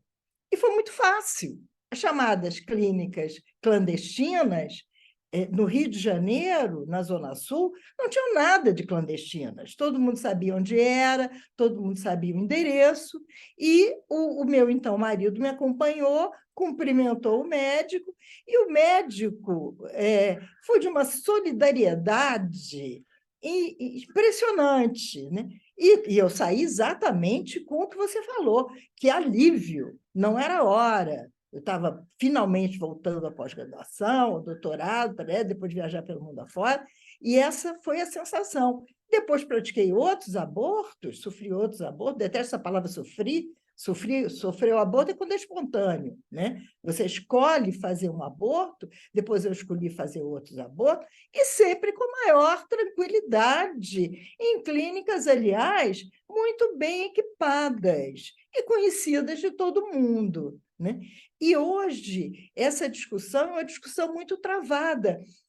A outra coisa muito importante que você falou é essa questão do não é o tempo. Há pouco tempo estávamos na minha casa e uma discussão ainda sobre a hora de ir para a rua e tudo mais, se é exatamente isso, é o momento, não é o momento, ou então uma opinião muito comum, não adianta, isso não adianta, é uma luta perdida. Vamos ocupar o nosso tempo e o nosso esforço e o nosso libido com outras questões. Então, nós estávamos nessa discussão de é a hora, não é a hora, quando uma das participantes, que é médica, que é ginecologista, foi tomada de uma espécie de fúria, quando ela disse: vocês não sabem do que vocês estão falando. Uma das minhas primeiras experiências médicas foi perder uma jovem por causa de um aborto. E ela foi tomada, assim, também dessa raiva de quem diz: não pode deixar de falar. é agora. Então, eu queria dar esse testemunho, que eu dou abundantemente, já que o tempo me permite, para perguntar a você, por que piorou tanto? Tudo bem, eram clandestinas, mas elas existiam e todo mundo tinha que pagar, né? Pagar, umas eram mais caras, outras mais baratas, mas de clandestina tinha muito pouco. Não sei se as pessoas sabem que o medicamento para aborto que é usado, que é uma combinação do misoprostol com a mifeprostona, no Brasil é apenas registrado o misoprostol. É o princípio ativo. Um medicamento que as pessoas usam que se chama Citotec para úlcera gástrica. Esse medicamento foi descoberto pelas mulheres no Brasil no final dos anos 80. Foram elas, lendo a bula de remédio que tinha na casa, ou alguém com dor de estômago, tinha uma imagem de uma mulher grávida com feto, tinha um X e um símbolo de morte. Elas começam a usar, começam a colocar na vagina, que é o uso correto. Hoje ele é um medicamento essencial na Organização Mundial de Saúde, para a saúde produtiva, está na lista no país como medicamentos essenciais. Mas ele foi descoberto por tentativa e erro pelas mulheres que não tinham condições de ir às clínicas e precisavam de recursos, de alternativas para o aborto, que não fosse a aborteira da Annie Ernaux no acontecimento, da qual colocaria a sua vida em risco com uma sonda. Aí, né? No final dos anos 80, o dela é nos anos 60, que descobrem os medicamentos que revolucionam o aborto no mundo. Então, hoje, o aborto ele é autogestionado pelas mulheres. Eu queria dar um detalhe que eu não falei na pergunta anterior. Tem algo que piorou, sim, no Brasil. A medicina ela é cada vez mais uma mercadoria e os médicos, me permitam usar como um sentido bastante genérico, vão sendo formados cada vez mais para serem sujeitos ricos. Uhum. E então a medicalização da vida, ela é a medicalização de uma segurança de um negócio. Então, os exemplos que vão ter do urologista que não faz, dos plantonistas que não querem, que aquilo não é parte de um bom negócio. Cuidar das pessoas. Imaginem vocês que eu comecei contando a história de Tatiele, que com 3 centímetros de dilatação, ela é mandada de volta para casa. Então, da onde vem essa covardia de não cuidar? Que é a coragem da omissão de socorro com a covardia de dizer que é um cumpridor da lei.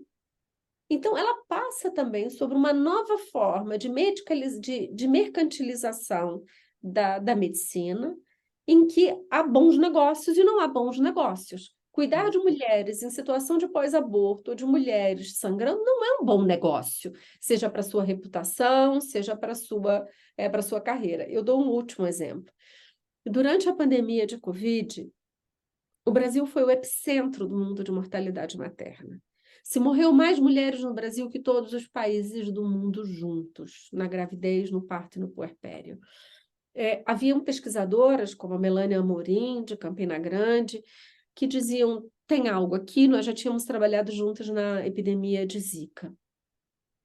Então, é muito difícil entender o que acontecia, o vírus era o mesmo no mundo inteiro, desigualdade em todos os países do mundo. O que estava acontecendo aqui que se morriam mais que todas as mulheres do mundo? Então, nesse canteiro de construção que é o Instagram, eu coloquei um pedido. Quem conhecia na sua família uma irmã, uma filha, que tenha morrido na gravidez, no parto, no puerpério, eu queria conhecer a história. Durante meses, durante a pandemia, eu passava noites conversando com as famílias, com as irmãs, em geral eram as mães, as irmãs, as cunhadas, né? E com elas eu converso até hoje, com a Clínica Cravinas da UNB, nós estamos abrindo ações de reparação. Mas o que importa, esse estudo foi publicado, eu ouvi quase 30 histórias de mulheres, de famílias de mulheres que morreram. Nós agora estamos abrindo, com autorização judicial, os prontuários, e aquilo que aparecia nas entrevistas, e a minha era muito evidente, que era a criminalização do aborto, né? Essa mulher estava grávida de 2º trimestre, em geral, as mulheres morreram no 2º trimestre da gravidez, elas chegavam no hospital do Covid e diziam, você está grávida, que o lugar não é para você. Elas iam para a maternidade dizia, você tem Covid, o seu lugar não é aqui. Quando ela era atendida por algum médico, o médico dizia: mas falta de ar é sintoma de gravidez, você está exagerando, volta para casa. Alguns receberam o tratamento da cloroquina. Houve a suspensão das vacinas para as mulheres grávidas, elas não foram vacinadas. Quando elas entravam já em intenso sofrimento, e eu peço que imagine o quanto isso foi uma morte por asfixia, uma morte em desalento, uma morte em tortura, elas não receberam os tratamentos invasivos, porque o objetivo era cuidar da gravidez, manter a gravidez. Então, das 30 famílias, em 26 o feto sobrevive e essa mulher morre. Então, o que é esse sacrifício de mulheres? O sacrifício de mulheres à gravidez. Ninguém ali gritou não ao aborto. Mas o aborto fazia, a moral do aborto, que era antecipar um parto para salvar a vida desta pessoa que está diante de mim, ela não era uma hipótese a ser considerada. Então, nós encontramos em prontuários dizendo, os médicos se negando a atender aquela mulher porque era um caso problemático. Médicos dizendo, a minha missão é salvar 2 vidas. Ou seja, é um fanatismo ao ponto de ignorar que essa mulher faltava ar, mas ela não era cuidada, porque o que tinha que ser cuidado era a gravidez. Ou seja, a imaginação da urgência não era para alguém em desalento diante de si, mas para esse sujeito, para esse vir a ser imaginado, né, pela moral. Então, eu acho que não tem maior exemplo do que a criminalização do aborto pode fazer entre nós e os seus efeitos tão perversos, que é inclusive salvar mulheres grávidas numa pandemia. Importante. Nossa, quanta coisa importante a gente está discutindo aqui. Adriana Azevedo, que está com a mão levantada. Oi, Bea. Tudo bom, gente? Um prazer estar aqui. Importantíssimo esse debate também. Agradeço profundamente a presença da Débora, a iniciativa do PAC. Eu queria puxar o gancho desse debate que a Débora trouxe na resposta à Luciana, a Luciana Conte, quando a Débora fala sobre essa disputa ter que acontecer entre o campo progressista, né? E eu achei bastante interessante que a Débora trouxe algumas vezes nas falas dela o termo mulheres que abortam e pessoas que gestam e abortam, né? E como que esse é um ponto de invisibilidade no campo discursivo e essa disputa discursiva, eu também ocupo as redes como um lugar de trincheira, digamos assim, debatendo a questão de não binariedade e pronomes neutros e também utilizando esse termo discursivo, né, pessoas que gestam e pessoas que menstruam, né, como que esse é um debate muito polêmico dentro do campo discursivo da esquerda e do campo progressista, e como que isso pode se tornar um problema jurídico futuramente, porque mesmo que a gente conquiste o direito ao aborto utilizando a categoria mulheres, como aconteceu na Colômbia, no caso de estupro, né, que foi aprovado em 2006, e recentemente os homens trans na Colômbia, eles estão lutando pelo direito ao aborto nesses casos, porque nem o direito ao acesso ao direito reprodutivo eles têm, né? O acesso a ginecologista, ao acesso à saúde reprodutiva, né? Isso é um empecilho muito grande, sofrem muitas violências e muitos preconceitos, até quando desejam engravidar e gestar, né? Que dirá quando desejam abortar, né? E aí a minha fala é mais como um comentário para trazer também essa provocação nesse debate que é tão relevante, tão importante, todas essas categorias como mulher comum, e como que trazer esse termo, né, pessoas que gestam, né, corpos que gestam, né, é importante para a gente suplementar, né, e trazendo um termo derridiano, né, e não para a gente substituir, né, o termo mulheres como uma categoria fundamental para a luta feminista, né? Como que trazer esse termo é relevante para a gente inserir também esses corpos dentro da nossa luta e dentro do campo feminista, né?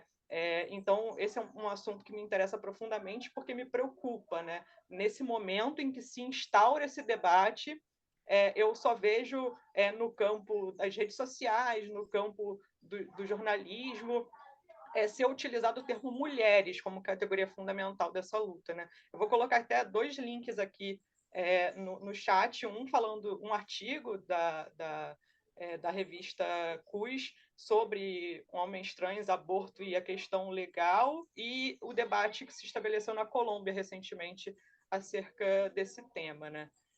E agradeço profundamente a Débora pelo debate e pela fala. Adri, eu agradeço. Posso só dizer aqui, Bea, só uma coisa. Eu agradeço muito ter lembrado e ter feito um acento no que eu digo.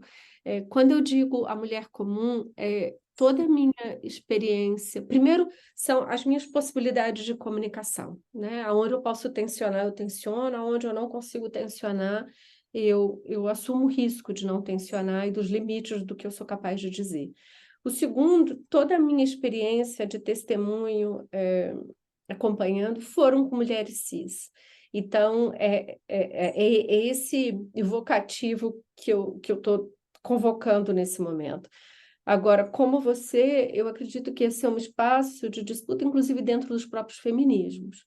Nada, a não ser pelo horror do outro lado, mas dentro do campo progressista, nada provoca tanta perturbação nesse canteiro de obras do que quando o pronome neutro chega na minha comunidade. Isso provoca... É isso, é um tema de tensão entre nós mesmas. E que, como você disse, ninguém está pedindo para substituir. Quem sabe fazer o exercício de tornar mais elástico, como falamos, e reconhecer que momentos que nós reduzimos, momentos que nós ampliamos. E assim vamos. Obrigada. A gente está chegando ao final, todo mundo aqui tem hora.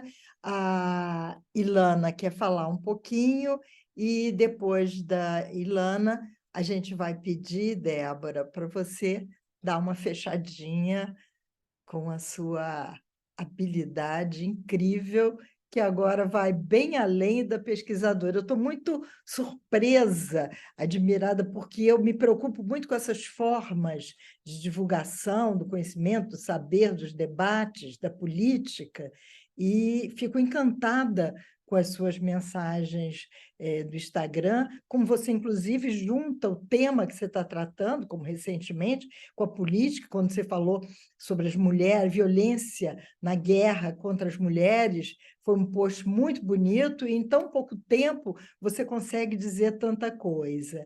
E isso também, a questão, na literatura existe uma questão que foi criada pela Virginia Woolf, que é o leitor comum. Quando a Virginia começa a escrever crônicas, quando ela vai para as revistas, para os jornais, ela tem, inclusive, uma crônica muito bonita, que é o leitor comum, que ela quer atingir também, uma modernista hermética, como era a Virginia Woolf. Ilana? Bom, eu basicamente queria agradecer imensamente a Débora e a todas as pessoas que participaram desse debate, que eu acho que foi talvez até um ponto de virada para o nosso trabalho na universidade e especificamente nos nossos debates do PAC, em que é a primeira, claro, Laboratório de Teorias e Práticas Feministas vem discutindo isso há muito tempo, mas eu acho que esse é um tema que deveria atravessar vários debates, sabe? Porque, na verdade, o que está se discutindo é o direito à vida, né? Quem tem direito à vida, que tipo de vida, e a questão da desvalorização da vida das mulheres, porque, na verdade, quando a gente estava pensando, né, só um comentário, a Bea estava falando desse redemoinho, né, do ódio. Eu acho que, na verdade, é como se as mulheres precisassem efetivamente serem punidas pelo fato de estarem grávidas, né? Quer dizer, ou pelo fato de não quererem levar até o final a sua gravidez, como se isso fosse indiscutível, qualquer que fosse, inclusive no Brasil, apesar do aborto ser legal em algumas circunstâncias, a gente tem agora recentemente a história daquela menina de 12 anos, cujo aborto foi rigorosamente proibido, e ele é legal, ela é uma criança, né? Então, é uma coisa em que, de fato, não tem, é uma desvalorização. Então, eu agradeço muito, porque eu acho que isso traz à tona, eu acho que tirar do silêncio, né, como você vem fazendo o seu trabalho de uma forma admirável, essa questão, eu acho que, de alguma forma, é função de cada uma de nós e cada um de nós trabalharmos nesse sentido. Se tem alguma coisa que a gente pode fazer, é fazer um barulho, fazer um barulho muito grande. Eu fiquei muito impressionada, quer dizer, você fala sobre a questão da verdade do ponto de vista científico, eu acho que você é uma extraordinária pesquisadora com um ativismo político acoplado indissociável. Indissociável, aliás, eu acho que nunca devia ser dissociado, política e pesquisa, política e trabalho acadêmico, é nosso ponto de vista aqui no PAC, inclusive, né? E eu queria saber, em função disso, muito brevemente, porque eu sei que a gente está bem no finalzinho, se tem alguma boa notícia vinda da sua atuação na comissão do Ministério, da comissão convocada pelo nosso ministro da Direitos Humanos e Cidadania, do qual você fez parte, em que medida esse debate você conseguiu levar para lá? Obrigada, Ilana. Eu acho que são duas coisas que seria importante para a gente terminar. Um em que pé está a ação do Supremo, que pede a descriminalização do aborto, e outra é isso que foi a Comissão do Ódio, criada pelo ministro Silvio. O relatório já foi feito público, e agora, nesse semestre, se esperavam as medidas de desenhos de políticas públicas relacionadas ao ódio. E a questão da misoginia foi central à discussão. Mas no Supremo, a gente teve o voto da ministra Rosa Weber. Ele é um voto que eu recomendaria todas as pessoas lerem. Ele não é um voto hermético do ponto de vista jurídico, ele foi um voto escrito para o mundo, talvez para o leitor comum, como diz você, Bé, sobre a Virginia Woolf, da qual ela cria alguns neologismos na língua portuguesa, mas eu diria talvez na teoria feminista, como a ideia de justiça social reprodutiva. Eu acho que ele é um espaço a ser ocupado por nós. O que significa isso? Ela diz a descriminalização do aborto vai pedir a criação de um sistema de justiça social reprodutiva, que não é apenas sobre aborto, é sobre a equidade de gênero, sobre cuidar dos filhos, é sobre o trabalho, é sobre a segurança. Então, ele é um voto que, se nós não ocuparmos, a historiografia, como diz a Chimamanda, quem conta a história, talvez venha contá-lo de outro jeito, até mesmo pelo esquecimento desse julgamento. Esse julgamento, nesse momento, ele está à espera do ministro Luiz Roberto Barroso convocá-lo.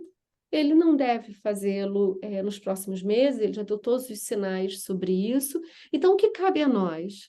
Nos apropriarmos do que foi deixado como a última palavra dela antes de se aposentar. Ou seja, fazer uma análise sistemática do que contém esse voto, como formas de falar sobre o aborto, como formas de convocar o direito à descriminalização do aborto como direito fundamental no Brasil. Então, eu acho que nós não temos, para encerrar, o direito ao pessimismo. Nós temos o dever da cautela, mas o pessimismo é uma conivência com os sistemas de opressão, né? Isso eu não tenho nada para fazer, não vale nada a pena. Isso é quem tem a vida protegida, é quem tem a vida com seus prazeres. Então, não há outra forma de ocupar o espaço da cidadania que não seja na disputa sobre quem cabe no justo. E a questão do aborto, ela é uma questão fundamental a qualquer luta, qualquer disputa sobre desigualdade, porque ela é a realidade da vida da mulher comum em um momento comum da sua vida, que é sobre continuar a estudar, continuar a trabalhar, continuar a se manter no relacionamento, é não sofrer violência, ou seja, sobre a própria essencialidade da vida das mulheres no ciclo reprodutivo. Eu agradeço muito vocês e eu espero vê-las em breve. Antes de me Eu despedir, queria que nos todo mundo tem despedir, que abrir o som para a gente aplaudir a Débora, porque mas antes disso, Ilana, eu quero só pegar um último gancho na Débora. A gente lê e está publicado chamada Uma Lei para a História, que é o discurso belo da Simone Veil, quando ela convence aquele parlamento de homens. Eu acho que uma coisa que deveria ser feita imediatamente era a divulgação e a publicação do voto da Rosa Weber. Eu acho muito importante, é difícil até de encontrar, não foi fácil ler na íntegra, mas eu acho que é alguma coisa que é mais um passinho importante. Podemos, então, abrir todos para a gente se E despedir. obrigada a você, Bea. Obrigada a vocês por terem me chamado. Tchau, gente. Obrigadíssima. Obrigada. Obrigada. Obrigada. Um grande abraço, boa sorte, volte breve com Volte segurança. em breve. Um beijo E fica grande. perto da gente. Vamos te chamar. Te chamem. Um beijo, tchau. Um beijo.